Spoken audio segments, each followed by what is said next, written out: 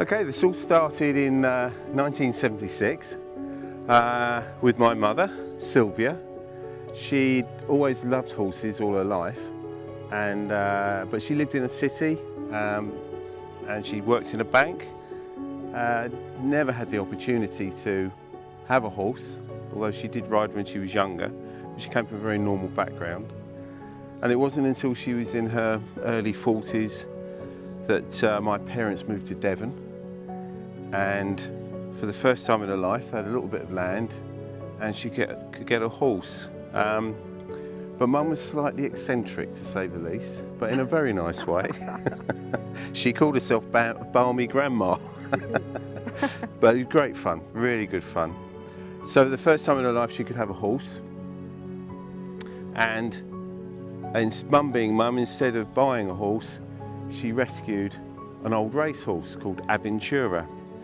Aventura was in a terrible state. He'd been used in a riding school, and anybody that had 5 bob could ride him across Dartmoor. They didn't feed him properly, they didn't look after him, and by the time she got Aventura, well, he was close to death really, wasn't he? She brought him back from the brink, and within the year he just looked amazing. He looked like he could run the Cheltenham Gold Cup again. In those days there were very, very few sanctuaries, and local people started to realise that this very lovely lady, albeit somewhat balmy, would take on anything that needed a home. And within, I don't know, a couple of years, she had over 30 equines of every shape and size. Some had been, including donkeys. Every type of equine you can think of. They get up in the morning and they'd find some poor unfortunate creature running around the lawn, running around to the gate post. Exactly, yeah. Anyway, to cut a very, very long and complicated story short, within a few years they more or less run out of money looking after these animals, and their friends persuaded them into becoming a registered charity, and that became the Devon Horse and Pony Sanctuary, located in Manhattan, and it just grew from there. I mean, during her lifetime she probably saved hundreds of horses. Horses, ponies and donkeys. Yeah, the odd sheep. Yeah, anything with 4 legs really. And she also helped out the 2-legged variety as well, didn't she? A lot of people got a lot of help and support from her. Eventually she went on to the National Equine Welfare Council and was responsible for halting the movement of live ponies and horses for human consumption. In the old days he used to be taken onto the continent, could travel for days in the back of some terrible lorry, starved and without water, could go for hours, days on end. Anyway, she was responsible for stopping that, or helped to stop that.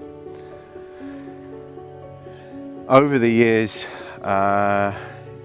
she then became involved with the police horses, and that was actually through me. I was a police officer, absolutely nothing to do with Mounted Branch. Poor Alison was married to a police officer, which is never easy.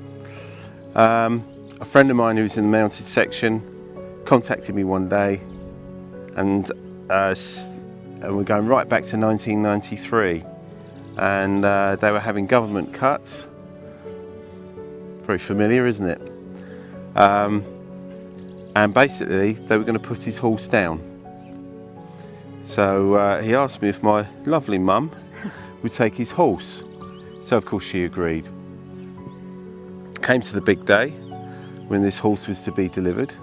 This thumping great horse transporter turned up in this tiny little village in Devon, and not 1 but 2 horses got off the back of the transporter, neither of which was my friend's horse. No, it wasn't.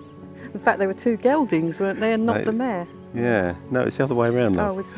There were two mares and one, not the gelding.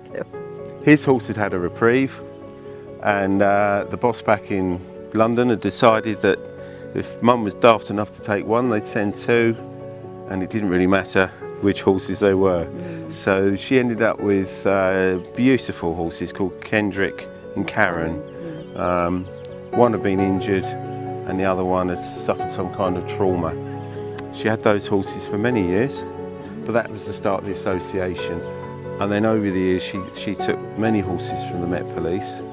And then I can't remember, was she at Avon and Somerset? No, then one of the riders for the Avon and Somerset contacted her because her horse, who was called North Avon, in Bristol, most of the horses are called other names for the areas of Bristol. So we have Clifton and such like. And she was asked to take this horse because they couldn't find it a home, so which she agreed, and that then started a liaison with the Avon and Somerset. So we now have a few of the Avon and Somerset and a few of the Metropolitan, but over the years we've had quite a few.